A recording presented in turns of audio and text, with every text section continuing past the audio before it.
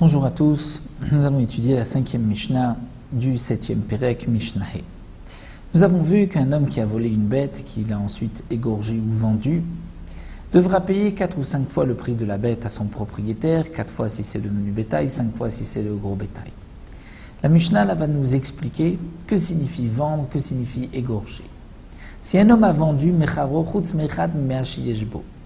il a vendu une bête, mais il a gardé 1 centième de cette bête pour lui. Il n'a vendu que 99% de la bête. Est-ce que c'est considéré comme une vente? Devra-t-il payer 4 ou 5 fois? La Mishnah va nous dire que non. Il payera le kefel, 2 fois le prix de la bête puisqu'il l'a volée, mais il ne payera pas Khamisha, Arba ou Khamisha, étant donné qu'il n'a pas complètement vendu la bête. Ou encore, Oshaitalobo Shutafut. Un homme a volé une bête à son associé.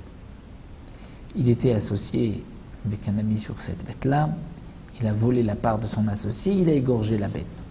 Doit-il payer 4 ou 5 fois? Nous allons voir que non, étant donné qu'il n'est pas entièrement... La bête n'est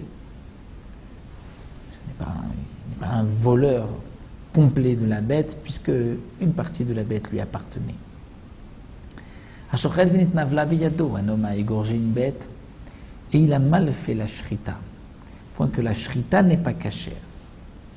Ce n'est pas que la shrita est cachère, mais la bête elle n'était pas cachère parce qu'elle avait des poumons percés, mais c'est que la shrita a été mal faite. Devra-t-il payer 4 ou 5 fois? Nous allons voir que non, puisqu'il n'y a pas eu de shrita. Ou anocher. Il a tué la bête en la déchirant. C'est-à-dire déchirant nocher depuis ses narines jusqu'au cœur. La bête est morte, mais il ne l'a pas égorgée. Il ne payera pas 4 ou 5 fois. Ou bien un meaker. Il arrache les simanim de la bête. C'est-à-dire, la shrita de la bête, c'est couper la trachée artère nosophage. Il les a arrachés.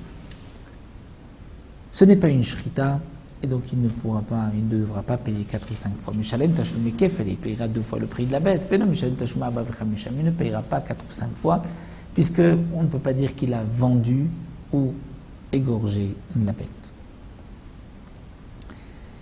Ganav birshuta be'alim.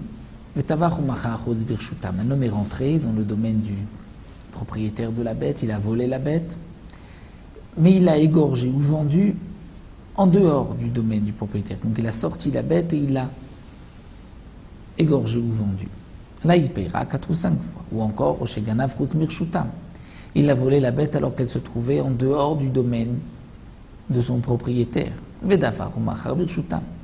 Ensuite, il est rentré avec la bête dans le domaine du propriétaire, il l'a égorgé là-bas ou il l'a vendu là-bas, il a fait une transaction là-bas. Il payera 4 ou 5 fois. Ou encore, il a volé la bête alors que la bête se trouvait en dehors, il l'a égorgé ou il l'a vendu en dehors du domaine du propriétaire. Dans tous ces cas-là, il payera 4 ou 5 fois.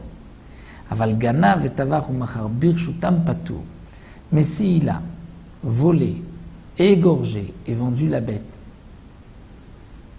dans le domaine du propriétaire, la patour, là il est exempté de paiement. Pourquoi? Puisque tant qu'il n'a pas levé la bête ou qu'il n'a pas sorti la bête du domaine de son propriétaire, il ne l'a pas volée. Pour pouvoir voler une bête, il faut faire un acte d'acquisition, lever la bête, tirer la bête, la sortir d'un domaine. Mais tirer la bête sans la sortir du domaine de son propriétaire, ça ne s'appelle pas l'avoir volée. Même s'il l'a égorgée, il l'a vendue, il ne payera pas 4 ou 5 fois puisqu'il ne l'a pas volée. Ça, c'est ce que la Mishnah nous enseigne ici, dans ce dernier cas-là.